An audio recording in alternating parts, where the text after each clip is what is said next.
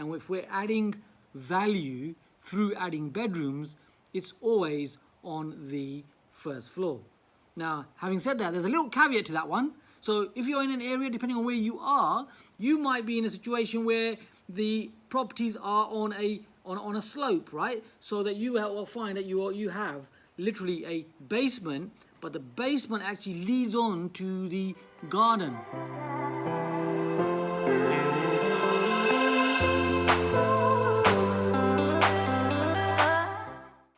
Hi team, it's time for the weekly Q&A, and if you're joining me for the first time, my name is Cam Dwivedi. I'm the founder of Premier Property, and every week I answer your questions, and we're going to jump straight into them right now.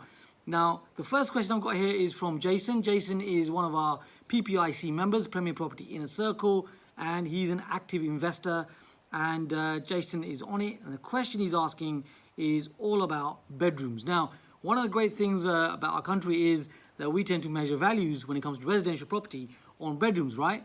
So Jason is asking the question, Cam, will adding a downstairs bedroom add any value to a 2-bedroom freehold end of terrace house in comparison to adding a 3rd bedroom upstairs?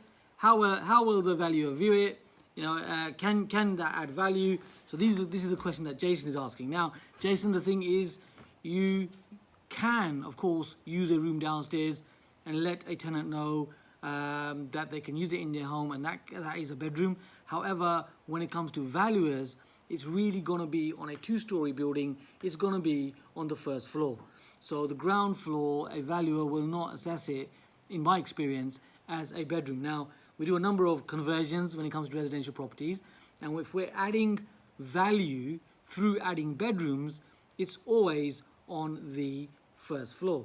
Now, having said that, there's a little caveat to that one. So if you're in an area, depending on where you are, you might be in a situation where the properties are on a slope, right? So that you will find that you have literally a basement, but the basement actually leads on to the garden.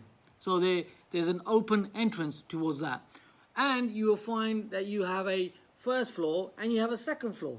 Now, in instances like that, where you've got a 3-story in effect, then you could use the level that you walk into, which technically is the first floor, if you're following me here. Then in that instance, in my experience, surveyors will treat that as a bedroom because of the fact that you've got that basement floor which leads into a yard or a garden space. So I hope I explained that correctly for you. And so traditionally on a 2-story, it's got to be on the first floor. Great way of thinking, Jason. I like your thinking. It's brilliant. Now, moving on, we've got a very interesting question by Ellen, a Premier Property community member.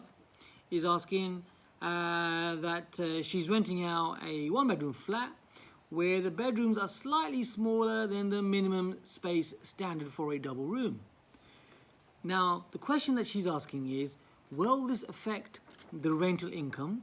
Because does it mean that the flat can only be rented in terms of a single person? And when in a single person, so there's parts to this question. So let's answer that first part. So Ellen, there's 2 parts to this. And if you're listening to this and you're looking at similar types of properties, well then here's the thing. The first part of this is to understand that in terms of HMOs or valuers coming in, valuing property, you know, that's completely different to a tenant taking on a property. So if, you know, in my experience, if the bedroom will take a 3/4 bed, nice little hack there, a 3/4 bed, which looks like a double bed, allows more space in a bedroom, and you know, it gives a larger space to that room. Then in effect, you've got a double bedroom, aren't you? And typically, tenants will accept that as long as you have a nice property, and that works really well. So that is fine. However, when it comes to valuations or HMO licensing, then you know you do need the minimum space. Depending on the boroughs and out there, you know, some of them are 10.5 square meters, 10.5 square meters, and some of them are 11.5 square meters. So valuers are different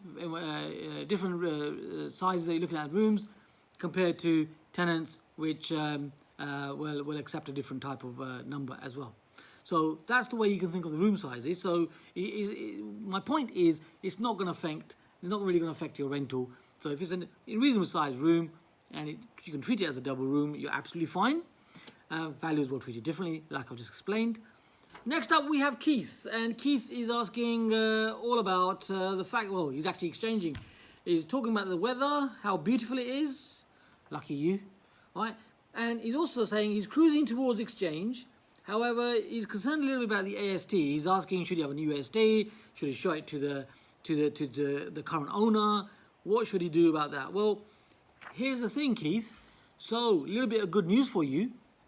So, what we do is typically when we're taking on new tenants, we're taking on new properties with existing tenants, then what we do at Premier is we will take that tenant on, and most of the time we'll take them on with the current agreement the seller has with the tenant right now, because that will actually carry on to you as of post-purchase. So that agreement is still enforceable, it's still in play, it works for the tenant, and thereafter you can always negotiate a new AST if that's what you want to be doing, or you could keep the current one that you already had. It won't have your name on it, however you've got your completion date when you complete on the property, and that in a court of law is deemed as a good tenancy that is valid for you.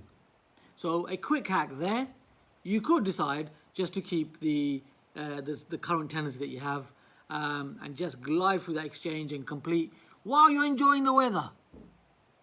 Yeah, so there we have 3 key questions. I will see you same time here next week. This is Cam Dwivedi helping you take your property investing to the next level. If you ain't subscribed, feel free to subscribe right now. I'll see you same time next week. See you later.